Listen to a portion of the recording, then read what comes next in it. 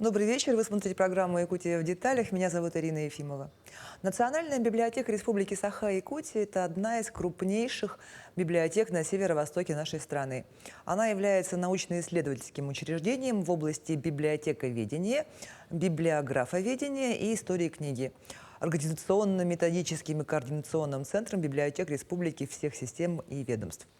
Сегодня у меня в гостях заместитель директора Национальной библиотеки Республики Саха-Якутия Василий Борисов, с которым поговорим о том, как организована работа, и узнаем о предпочтениях читателей.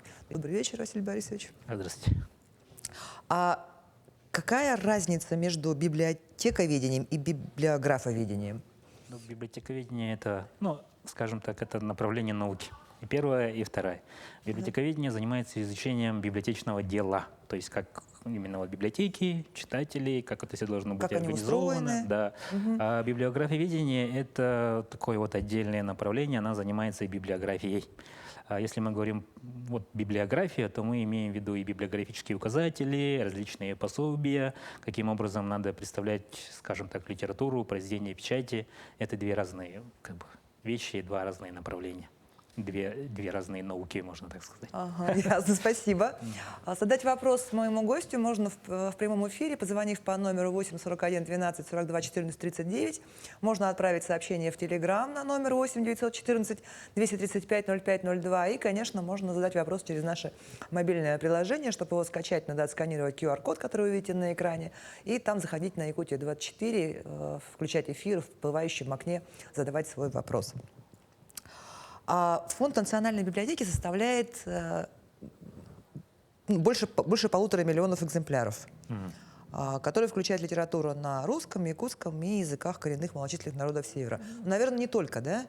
Наверное, на и других языках. Да, на других языках тоже есть книги, произведения печати, да, периодика. Да, совершенно верно. А какими экземплярами мы можем прям гордиться? Мы можем гордиться однозначно, мы с вами, вся республика, скажем так, да, изданиями, которые можно так обобщенно назвать как книжные памятники. Есть такое понятие, оно внесено в закон. Это очень редкие издания, которых очень мало сохранилось. Они издавались маленьким тиражом или вообще даже в единичном экземпляре. Ими мы можем гордиться. У нас есть научно-исследовательский центр книжных памятников. Есть такое структурное подразделение в Национальной библиотеке. Коллеги, которые там работают, занимаются этими книжными памятниками. Если так сказать, примеры привести, то мы можем сказать, что в фондах Национальной библиотеки в составе этих книжных памятников у нас вторая половина XVIII века – это рукописные книги. Их меньше 10, они представляют собой очень такую серьезную культурную ценность. Потом есть… рукописные, они, наверное, вообще в одном экземпляре, да? Да, их 6 разных единиц хранения, давайте так скажем, если быть правильными. Да? Потом еще, конечно же, так как мы Национальная библиотека Республики Саха-Якутия, такой большой пласт научного интереса – это якутская книга, первые книги на якутском языке, которые были церковные, скажем так, да? Которые латиницей еще, да, наверное, напечатаны? Да, там есть такие книги, которые латинская графика, но это было позже, да? Еще до этого, кстати, тут такой еще факт, что самая интересная книга, самая ценная книга, есть такая гипотеза, что первая книга на якутском языке называлась «Молитвы, символ веры, заповеди Божьи». Ее нет. Ее нигде нет, но информация о ней, периодики тех времен, что эта книга была, и много этой информации, а самого издания нет. Она была бы очень самым ценным, скажем так, книжным памятником фондов Национальной библиотеки. Если бы ее удалось найти. Да, но мы знаем, что она выглядела, если так можно выразиться, невзрачно. Там именно оформление и прочее было не очень богатым, но культурная ценность у этого издания, она огромная. Искали везде, где было якутское книгоиздание, Москва, Санкт-Петербург, Казань, Иркутск, нету. Архивы все посмотрели, нету. Нигде нет. Возможно, в каких-то частных коллекциях, возможно, в каких-то церковных собраниях она там может быть. Она такая простенькая выглядит, но если бы ее найти, это, конечно, было бы невероятной удачей для нас. Какая-то прям такая детективная история для Да. сюжета романа какого-то. Да. Но это факт, так и есть. А вот эти рукописные книги, они о чем? Это тоже церковные, да, в основном? Нет, мы говорим церковные, когда мы говорим первые книги на якутском языке. Там были и мероприятия, да, такие, назовем их так, по тому, чтобы сделать население Якутии, привить сюда православную веру. Вот такая вот идея была. А вот эти вот рукописные книги, как навскидку я могу вспомнить, экстракт штурманского искусства, по-моему, она так называется. Это про штурманов. Вот она рукописная, в фонде Национальной библиотеки есть. Кстати говоря, вот в рамках нашего научно-исследовательского центра работает музей книги. Кто был в историческом зале, вот второй этаж. Там стоит стол, где мероприятие проводится, а чуть дальше там стоит витрина. Вот там очень часто наши коллеги делают выставки, самые разнообразные и интересные, которые касаются книжных памятников. Но там может быть такой нюанс. Вы заходите, а эти витрины, они как бы сверху накрыты, стекла не видно. Надо подойти к дежурному библиотекарю и попросить показать вот эту вот выставку. Она закрыта не потому, что выставка закрыта, а это делается для того, чтобы... Солнечные лучи не попадали, Вы да, совершенно свет? правы, да. Потому что это наносит очень большой вред, особенно книжным памятникам.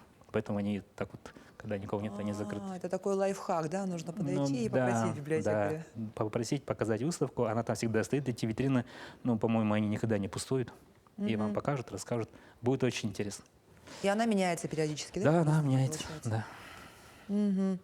А в рамках нацпроекта «Культура» перед регионами стоит задача развития муниципальных библиотек. Я так понимаю, что Национальная библиотека за это тоже отвечает, да? Да, у нас есть проектный офис. Мы очень плотно работаем с Министерством культуры и духовного развития Республики Саха-Якутия.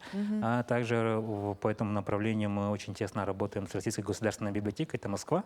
Вот. Если мы подведомственное учреждение нашего Министерства культуры, то они подведомственное учреждение Министерства культуры Российской Федерации. Это Ленинка имеется в виду? Это Ленинка, да. Как мы Пушкинка, так они и Ленинка. Но официально ни мы, ни они так не называемся. Российская государственная библиотека и Национальная библиотека Республики Саха-Якутия. Вот. И тут, конечно же, весь ЦИМЭС, такой большой вопрос в деньгах. Вот. И этот нацпроект «Культура», если говорить, правильно там будет так, федеральный проект «Культурная среда» национального проекта «Культура». Потому что в национальный проект «Культура» входит еще много, скажем так, проектов и региональных, и федеральных. И каждый год наши коллеги готовят конкурсные заявки. Очень большой документ, в котором описывается все, как они будут работать, какое там оборудование есть, что нужно, социологию делать, что нужно своим читателям. Такая вот конкурсная заявка достаточно такая объемная. И это все дело отправляется в Москву. Комиссия Министерства культуры Российской Федерации, независимые эксперты рассматривают эти документы и подводят итоги конкурса. И те библиотеки, которые прошли конкурсный отбор, они получают финансирование. Следующего года сумма вырастет. Вот, скажем, малые библиотеки, то есть библиотеки-филиалы, небольшие библиотеки будут получать 8 миллионов рублей из федерального бюджета.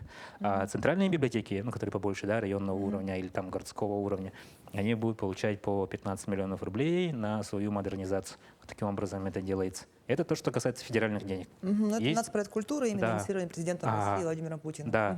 И вот есть так называемый региональный аспект национального проекта «Культура». Это когда библиотеки получают поддержку из средств государственного бюджета Республики Саха-Якутия. Похожий конкурс, но там объем финансирования 5 миллионов рублей. На все? Да. На все библиотеки? Нет, на 5 библиотек. На 5 библиотек? Выигрывает 5 библиотек. Да. 5 библиотек по 5 миллионов? Нет. Каждая? Нет. Центральная библиотека выигрывает, имеет возможность получить 1 300 000, а малая библиотека филиала нам претендует на 800 000 рублей. То есть две библиотеки центральные и 3 библиотеки филиала, которые небольшие. А какие вот задачи перед библиотекой ставит правительство? И, наверное, у вас какие-то KPI тоже есть, да? Критерии эффективности. По поводу KPI... Сейчас модно. Да, она не успела дойти до библиотек, этот KPI. Честно скажем, мы об этом думали. И были попытки внедрить этот KPI в том или ином виде, но на данный момент именно вот KPI нет. Если говорить про задачи, которые ставит правительство, очевидно, что задача одна. Да, библиотеки должны сделать так, чтобы как можно большее количество жителей Республики Саха-Якутия, они читали, вот, повышали, скажем так, культурный уровень свой, да, мы учреждение культуры. Но мы же самый читающий регион, один из самых читающих регионов, если я не ошибаюсь. Вы говорите про конкурс. Ну, вообще в целом, Да. Есть такой конкурс, который проводится ежегодно, конкурс, ну, класса А, скажем, да, среди регионов. Все регионы в этом конкурсе участвуют. Называется он «Самый читающий регион», он так и называется. Значит, в 2019 году наша республика стала лауреатом, в 2020 году стала победителем этого конкурса, в 2021 году нам дали вот это вот звание, которое всегда остается почетной территории книги и чтения. Но там такой момент, что комиссия этого конкурса оценивает не только вот деятельность библиотек. Библиотеки, да, там занимают большой объем, да, они важные, там удельный вес библиотечного дела, он высокий. Кроме этого еще смотрят, допустим, поддержку государства, книготорговые организации, которые там есть, книжные издательства, которые работают в этом субъекте. И все это вот вместе оценивается и говорят, вот Республика Саха-Якутия самый читающий регион, или литературный флагман, или территория книги и чтения. Вот таким образом. То есть потому что у нас библиотеки, потому что у нас свое издательство, потому что у нас там... Да, не одно издательство, библиотек у нас достаточно много для такого количества населения. Вообще в целом, если их считать, вот по всем филиалам, то по всей Республике Саха-Якутия будет 504 библиотеки. 504 библиотеки. 504 из них 3 государственные. Это вот Национальная библиотека, Детская точка кипения, Центр чтения, это наш филиал, и Республиканская библиотека для слабовидящих и незрячих. Вот 3. А если считать, допустим, филиалы не учитывать, то государственных библиотек будет 2. Это Национальная библиотека и вот РБС, наши коллеги. Но эти 504 библиотеки, там же, наверное, не учитываются школьные библиотеки. Нет, они не учитываются. Школьных библиотек еще большее количество. Вот, если туда еще школьные библиотеки приплюсовать, да, то это будет. Мы, ну вот, можно сказать так, библиотеки отрасли культуры или, можно сказать, общедоступные публичные библиотеки. Вот. А вот посещаемость библиотек, она как-то оценивается? Ну, это один из показателей национального проекта «Культура». Один из основных показателей – это посещение учреждений культуры. Посещение библиотек тоже туда входит. Есть методика, как считаются эти показатели. Допустим, если мы говорим про библиотеки, то мы посещение можем разделить на стационарные, то есть это когда читатель пришел ногами в библиотеку. Вне стационарные – это когда библиотека куда-то выезжает. В школу, допустим, да, какое-то образовательное учреждение, и там проводят мероприятия. Библиотека идет к читателям. А есть еще такой показатель, как обращение удаленных пользователей. Это когда наши пользователи пользуются услугами там, сайтов, да, библиотек, или каких-то других цифровых ресурсов, которые предлагают библиотеки. А вот как привлекать вообще читателей? То есть сейчас же в последнее время библиотеки становятся таким модным местом, да, некоторые библиотеки, где приходит молодежь, да, одно из самых главных это вот Wi-Fi начинают раздавать, там удобные кресла.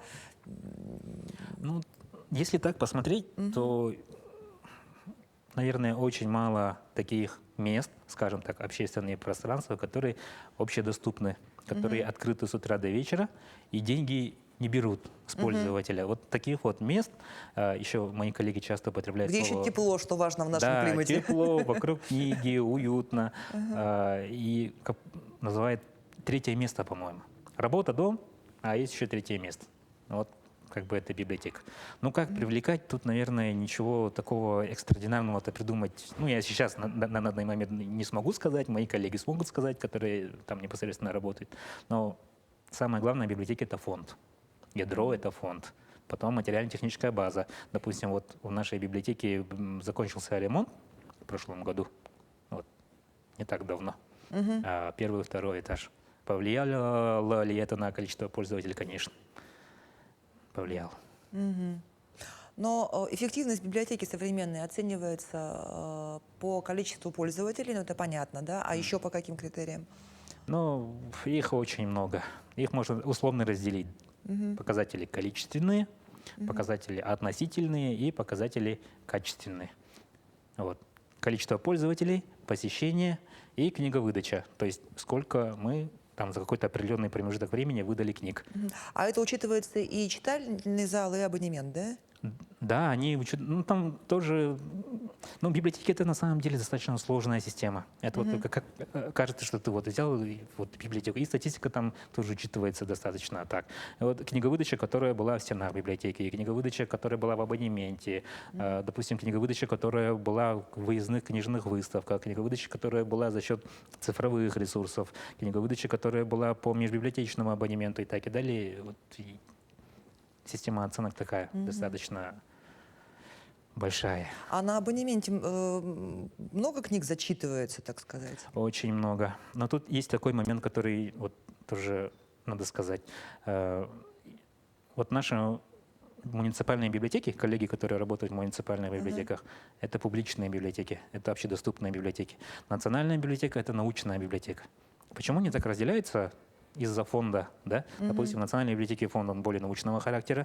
Национальная библиотека выполняет функции книжной палаты, то есть каждая книга, которая издана в республике или на языках народов республики, или издана где-то даже в другом регионе, но по содержанию касается нашей республики, по закону 3 экземпляра таких изданий, книг должны обязательно попадать в фонд Национальной библиотеки. И если я не ошибаюсь, еще все газеты и журналы, которые у нас издаются, тоже должны Да, по одному это экземпляру касается не только попадать. книг, а там газеты, журналы, аудио, видео, различные книги. Вот на шрифте Брайля, допустим, тоже наши коллеги из библиотеки для слабовидящих и незрячих собирают тоже. Это такая память народа, которая в виде печатной продукции, скажем так. Ну, то есть, ну, опять же, как в Ленинку без студенческого билета не запишешься, так же и в Пушкинку. Нет, Нет? там студенческий билет не требуется. Просто Раньше требовался. Причем возможно... не с первого курса даже записывали. Кстати, был такой, я помню, да-да-да. И нас записывали, потому что мы вот проходили практику, мы были библиотекарями, у нас профильное образование, АГИКи, вот. А такой момент был, да, я вспомнил про это. Точно был. Но в Пушкинку, значит, может любой записаться, да, Да, человек? да. Несмотря на то, что она научная, Да. никакое подтверждение там того, что ты именно... Вот она научная, потому что там фонд, подавляющая часть этого фонда — это не художественная литература, а научная литература. Поэтому, когда мы говорим про абонемент, в основном там художественная литература, то, допустим, вот централизованная библиотечная система города Якутска, вот, если мне не изменяет память, там 18 библиотек, там художественной литературы больше, чем в фондах Национальной библиотеки. Вот так это работает. Но вот я просто про зачитывание почему вспомнила. Бывает же так, что библиотекари находят тебя там спустя много-много лет. У меня была смешная история. Меня вот буквально лет 5 назад внезапно нашли, значит, из детской библиотеки, что я у них там брала книгу «Пионеры и герои» в каком-то, черт знает, прошлом веке. И они пришли. Такое есть, да, такое практикуется. Вот, то есть коллекторам стоит вообще поучиться у библиотекарей. Называется «Работа за должниками». Значит, такая работа ведется. Но это отличается от коллекторов, да? Это не значит, что там вот эту вот книгу обязательно... Это я пошутила, конечно. Но да, практика такая есть. То есть в Национальной библиотеке, получается, абонемент есть? Можно взять книгу? Да, есть. Есть. Просто там научные книги. Нет, там художественная, но объем меньше этой художественной литературы, чем в общедоступных библиотеках. Давайте поговорим про цифровизацию. Вы за нее отвечаете. Вот насколько сегодня библиотеки заинтересованы в том, чтобы переходить на цифру, и как это вообще происходит? Ну, переход произошел давным-давно. Но помните, вот год назад примерно, плюс-минус год назад, произошли очень невероятные вещи в сфере IT и цифровизации. Было даже такое, что многие программисты были в депрессии, это факт, это могу подтвердить, потому что появились общедоступные генеративные модели. Ну вот, ChatGPT, допустим, да, Notion AI, пользовались, наверное, искусственный интеллект, скажем так. А потом появился гигачат, Яндекс.GPT, российские разработки начали появляться. Вот эти, скажем так, объекты, эти нейронные сети, они не только генерируют, их можно использовать вообще по-разному. Вот. И сейчас цифровизация, по крайней мере, Национальной библиотеки, один из основных акцентов. Вот оцифровывать мы умеем, сканировать мы умеем, делать стандартные информационные системы, приложения, чтобы там электронная библиотека, это мы все умеем. Это уже налаженная такая система. А сейчас надо двигаться уже в сторону искусственного интеллекта. Вот, допустим, сейчас мы откроем ноутбук, да? Вы пойдете домой, откроете ноутбук, вам нужно будет найти какую-то книгу. А еще очень часто бывает так, что читатель не совсем понимает, что он хочет найти, не знает автора, не знает заглавия. Вот что-то мне надо прочитать, вот такое вот. Вот вы быстрее найдете с помощью информационной системы или, допустим, с помощью меня, библиотекаря? Вот мы- Конечно, с помощью библиотекаря. Вот. Почему? Потому что я знаю этот фонд, наверное, да? А еще мы с вами общаемся на естественном русском языке. То есть там не Да, надо... я скажу, я хочу что-нибудь такое, Да. какую-нибудь фантастику, Да. примерно Вот что-нибудь, мое там настроение что-то про такое. полеты к звездам, или Да. нет, или без полетов к звездам. Давайте про машину времени, что-то вот такое, но не Уэллса, Да. что-то поинтереснее. И языковые модели делают то же самое. То есть с этой системой можно общаться на естественном русском языке, обычными словами, вот как мы с вами общаемся. А чтобы классический там электронный каталог или электронная библиотека дала вам результат, который вы хотите, все-таки надо там немножко уметь с ней работать, да? Там по предметным рубрикам вопросы, по содержанию вопросы, разные поля надо заполнять. И такая штука называется Ask-Якутия. Сейчас вот Национальная библиотека вместе с Сбербанком, да, у Сбербанка есть большая языковая модель, которая называется GigaChat. Вот, и мы ее вот, скажем так, крутим-вертим и стараемся использовать в наших цифровых ресурсах. Получается очень интересно. То есть это уже Это прототип он есть. прототип есть, и скоро такое заработает. Да, работает с ограничениями, но он очень хорошо работает, потенциал сразу виден. Допустим, как это работает? Мы берем книги о Якутии, справочники, энциклопедии, готовим, скажем так, набор данных, чтобы искусственный интеллект мог его читать.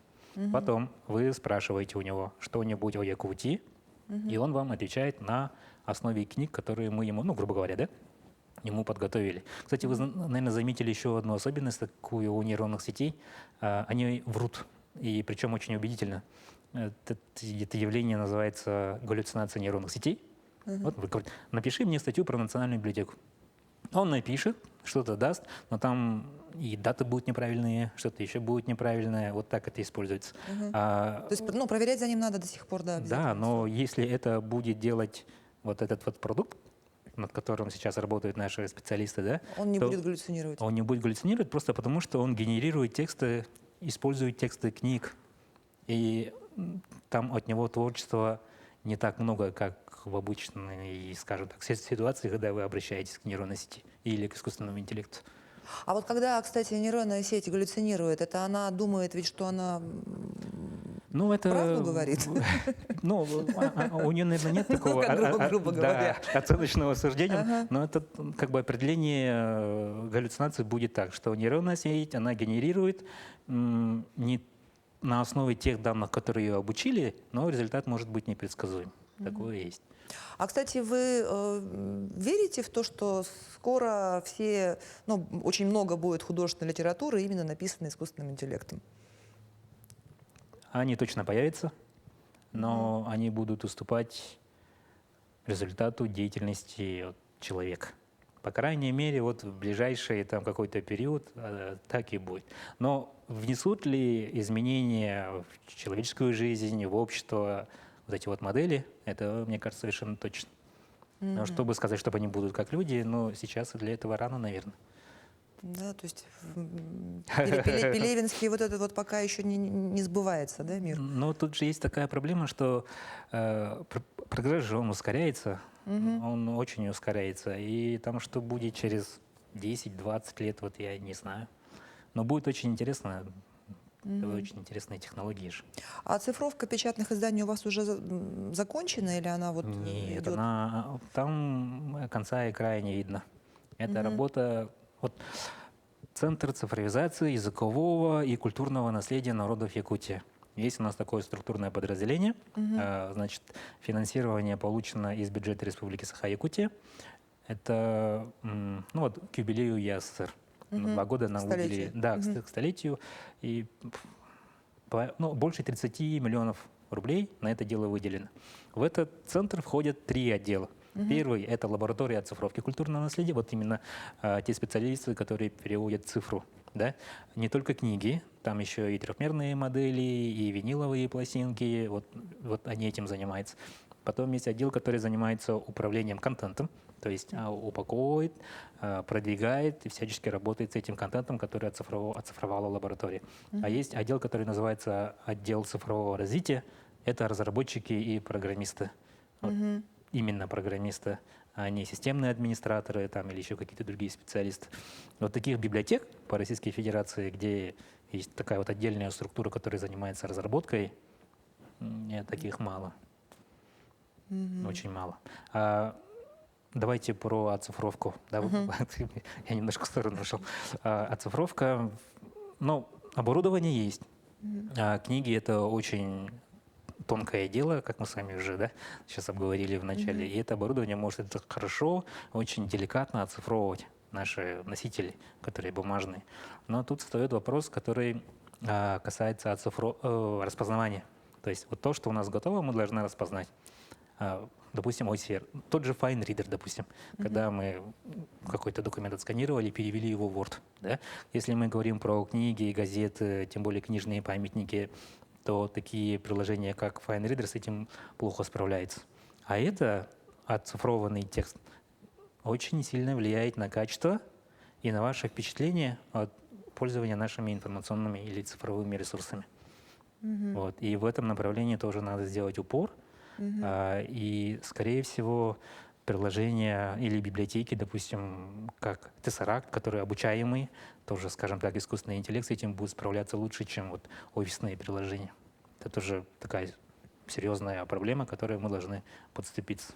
То есть нужно разработать какое-то Они уже есть, Есть? нам нужны серверные мощности, скажем так. Раньше было так интересно. Вот, нам нужен сервер для хранения наших оцифрованных объектов. Сейчас добавок к этому прибавился еще такой момент, как вычислительные мощности. То есть мы говорим про видеокарты, чтобы для обучения до обучения этих нейронных сетей, различных моделей. Сейчас это уже требуется чуть ли не больше, чем места хранения, наверное. Вот. Практически любая крупная библиотека — это площадка для каких-то коллабораций в сфере креативных индустрий. Вот у вас национальная библиотека, наверное, очень много такого всего делает. Да, у нас мероприятий по этому направлению очень много. Вообще можно выделить два направления. Во-первых, это классическое библиотечное предоставление доступа к информации и знаниям. Креативная индустрия — это про идеи, про генерацию идей, их монетизацию, что-то на их основе сделать. Эти идеи могут ли сами по себе появиться в голове у кого-то? Это вот тоже вопрос открытый, потому что мозг всегда оперирует той информацией, которую она получает. Вот. И если библиотека помогает этому креативу происходить за счет своих фондов, за счет своих ресурсов, то вот это вот один вариант. Второй вариант — это когда библиотека как площадка, как вы сказали, да? То есть предоставляются площади, происходят различные мероприятия. По-моему, в середине декабря у нас планируется ярмарка, связанная с рукоделием. Вот это вот у нас будет. Потом, значит, если мы говорим про национальный проект и про креативную индустрию внутри этого национального проекта, вот модельные библиотеки, то есть это библиотеки, которые получили финансирование из федерального бюджета, они участвуют в проекте, который называется «Гений места». Это федеральный проект, опять-таки конкурс, но библиотеки денег за победу в этом конкурсе не получают. Они участвуют, входят в этот проект «Гений места», могут собрать вокруг себя, скажем так, жителей села, которые заинтересованы в этих креативных индустриях, что-то там делать, производить, программировать, шить. И Российская государственная библиотека там в Москве занимается тем, что находит специалистов, которые читают лекции, которые их обучают, что-то показывают и проводят конкурсы, победители которых могут бесплатно обучаться этим креативным технологиям. А для пользователей библиотеки все это бесплатно. Вот так вот это работает. Но кроме того, еще вот у нас есть квартал труда. Значит, там находится точка обслуживания или, скажем так, филиал Якутской централизованной библиотечной системы. Потому что для креатива чтение, оно очень важно, мне так кажется. У нас есть вопрос от телезрительницы.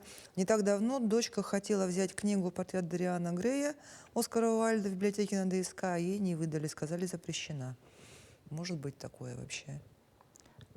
Так, давайте скажем следующим образом. Да? Есть такой реестр или список запрещенной и экстремистской литературы. Этот реестр ведет Минюст Российской Федерации. Ну, это там «Майн кампф», наверное, но это же не «Портрет Там, Дориана да, Грея». там всякое может. Вот это вот один из вариантов, когда вот ограничивается доступ, да. Есть второй вариант, он связан с законом о защите детей от вредоносной информации. Вот я не могу точно сказать название закона, но работает так. В этом случае детские библиотеки, допустим, делают ограничения по возрасту. Эта книга не убирается из фонда, просто у нее там может быть на корешке там. Ну, просто написано- «Лолиту» не дадут 12-летнему ребенку. Да, я слишком долго говорю, но вот так. А что именно там произошло в ДСК и что именно с Дорианом Греем, я вот сейчас не готов ответить. Не знаю, потому что... Ну вот два вот этих вот механизма, остальных нет. Вот недавно еще библиотеки испытывали кадровый голод, а как сейчас? Ну, Ситуация поменялась, ведь и зарплату подняли библиотекарям. мгм. Как сегодня вообще типичный библиотекарь выглядит? Это уже ведь не та бабушка в очках. Это же молодые люди работают. Или не права я? Но мне так кажется, что это было достаточно давно. Это, не знаю, 16-17, может, даже еще позже. Такая проблема была, об этом много говорили. В том числе наши преподаватели, которые нам читали лекции, приходили вот с национальной библиотеки. Потом, значит, зарплата сейчас у библиотекарей достойная. Есть такой документ, который называется «Стратегия развития библиотечного дела». Российской Федерации есть такой же документ, который касается Республики Саха-Якутия. И там есть много интересных моментов, которые касаются кадров. Там написано, что кадры библиотек могут быть из других отраслей, допустим. Вот ваших коллег у нас много, кстати, достаточно работает, да? У нас есть и программисты, и прочее. Поэтому сейчас библиотекарь, молодежи много. Вот даже в самых классических наших отделах национальной библиотеки, куда ни зайди, там будет молодой человек или молодая девушка.